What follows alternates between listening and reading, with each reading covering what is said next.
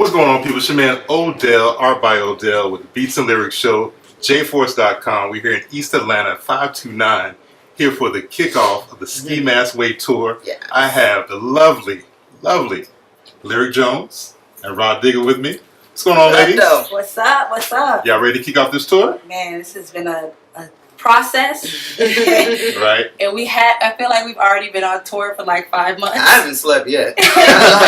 She was up before me. I was about to say, I saw you. You were at the, Master Ace? Master Ace, yeah, I haven't slept since then. I really haven't slept since the 90s, but yeah, I'm on like a 4-day stretch right now. It's crazy. So how did this come together? I mean, we know both of y'all are dope lyricists, ferocious on the mic. How did this whole Ski Mask Way Tour come together? Wow. Well, we one day we were just kicking it in LA, and I mean, I've always been a low key fan of Lyric. I definitely make it my duty to pay attention to the up and coming females and stuff. So we met several years ago actually at one of my shows back here in the A at Apache Lounge. Wow. And we've just built that bond since then.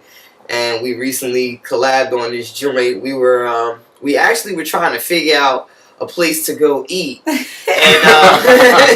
on my birthday. On her birthday. Oh, wow. And where we wanted to go had like the crazy 2-hour wait. And I was like, yo, we were trying to come up with different ways to just, beat the whole waiting list and go sit. We were just going to like sit ourselves down on the table. We had this whole elaborate plan. Like, yo, we're going to ski mask our way into this. We're going to go sit over here, and then when they get up, we're going to sit here. You post up at the bar. Like, we had a whole thing out. Yeah, we had a whole little situation put together. And it's like, yo, we going to just ski mask our way into this. Like, yo, that'd be a dope name for us, a record. Right. So then fast forward, we kicking it. I mean, later that evening, we're listening to some beats, and we were listening to some backpack beats, and that beat came on. I was like, yo, that's a Ski Mask Way beat if I ever heard one. That's the record. And next thing you know, we were we had ourselves a bottle of wine. We were like taking naps in between the we slept all day. It was like one of those real rainy, lazy California days. I think like I wrote 4 bars, took a nap.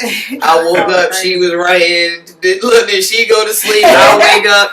Eat a red velvet cake because of my birthday. It's literally the bars and the record was like personifying everything. Exactly what you hear is how that record came together, and then Lyric put it out there, and next thing you know, and that, mind you, that was like my first time being in the studio in like almost a year. Like I've been teaching hip hop to the community, so I haven't I kind of put the studio to the back burner just for a short while. Professor type role. Yeah. I put my teacher cap on, but these little young bucks, boy. We gotta do a song. We gotta go to the studio.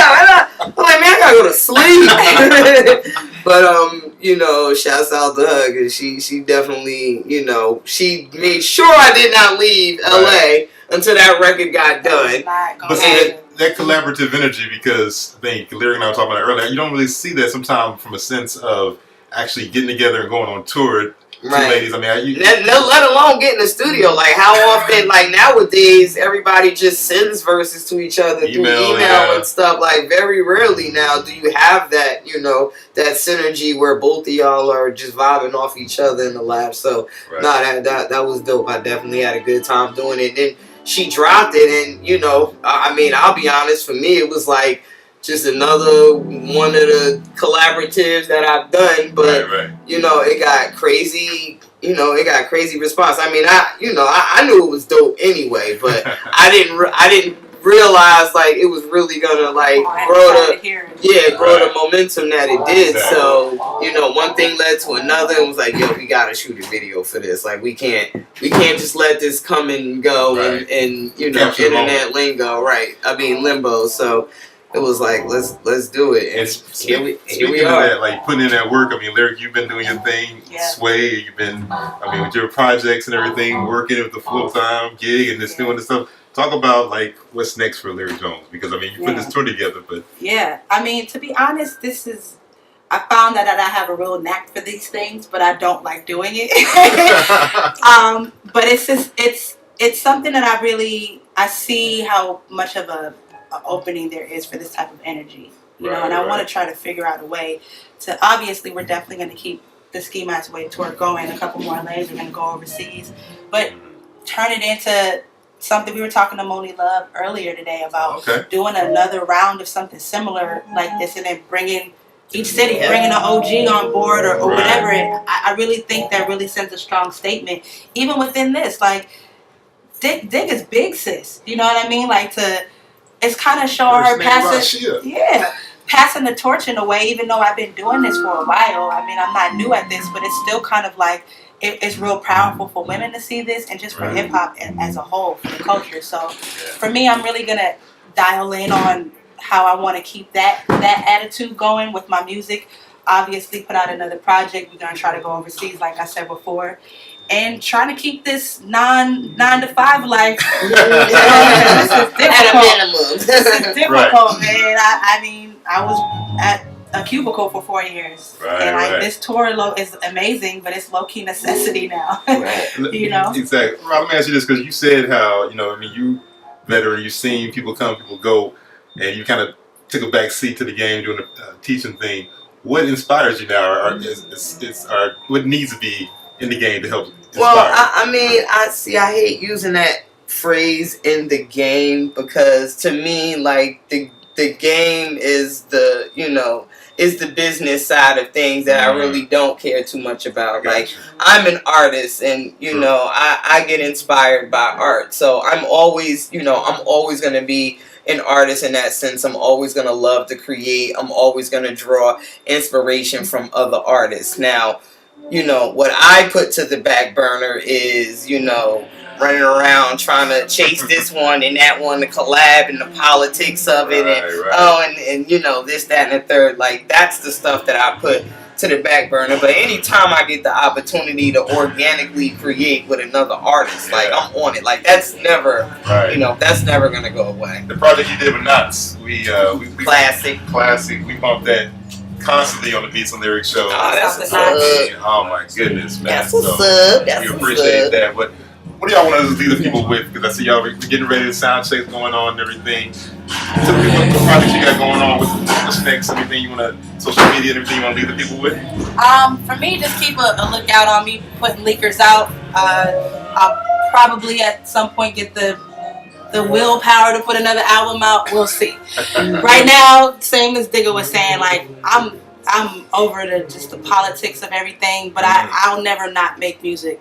Even if I put out a leaker or whatever, a video, it'll happen. So there's no like, in June I'm doing this, and then in September it's just follow me. You'll be surprised what you'll see. I think 2017 is going to be amazing. So at Lyric Jones, I'm the exact same. I mean, I've been leaking joints since Classic, like it, you know, and.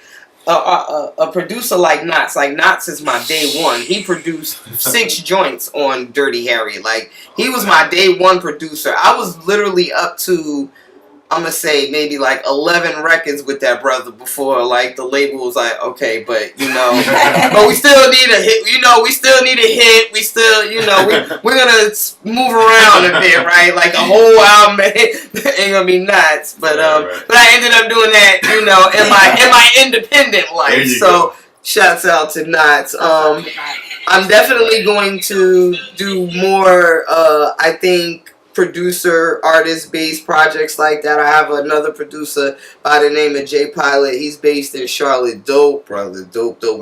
He produced Angela Davis, which is one of my newer records that's out now. So you can definitely expect some more collaborative work between him and myself. More leakers. Professor Digga, like, I might just, you know, when this is all said and done, I'll probably have a doctorate in hip hop, and I'm pretty sure you can expect me every now and then on the blogs to, you know, be getting cussed out by somebody. You gotta hurt somebody's feelings. You know, hey, you break the rules, things happen. There you go. It is what it is. Well, this is jforce.com. We got a question from the brother J Force. talk to people. Yeah, I know I'm in an awkward space and everything like that, but I want to, I'm a spiritual brother, so I opened up the Book of Rashid, chapter 2, verse 7. All right. And one of your songs, we're in a political time right now. One of your key songs that I really like, or one of the things you said that I was checking out before, you were talking about how you live in Pennsylvania, and you see the rednecks got the guns and I'm busting off. I need to learn to bust off too, something like that. Are you a gun owner, and how does that affect you? What's your opinion on like gun ownership? Because you see more African Americans.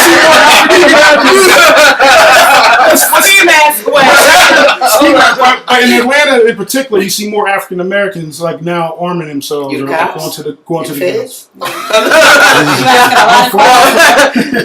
Okay, well. In the beginning, I used to be really, really terrified of guns. And then I moved out to Pennsylvania, and just like that, like I would go to the range, or, I befriended the locals, and this is what they do. Their grandparents, their parents, the kids, that's what they do. And I said to myself, if there, hypothetically, if a revolution was to bust off, we lost. We're losing. I mean, and it was, and I'm like, okay, you know what? Let me get my little target practice on. Let me start with a little 22. Then, it was like every time I go to the range, somebody would have something bigger. Like, I showed up at the range with an AR-15. This guy got a 50 caliber mounted to the... I'm like, all right, now you showing off.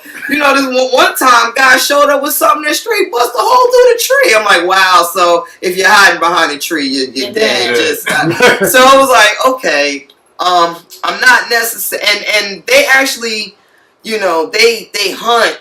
And they're like, the reason why they study and go to the range is so it can be, so it'll be a painless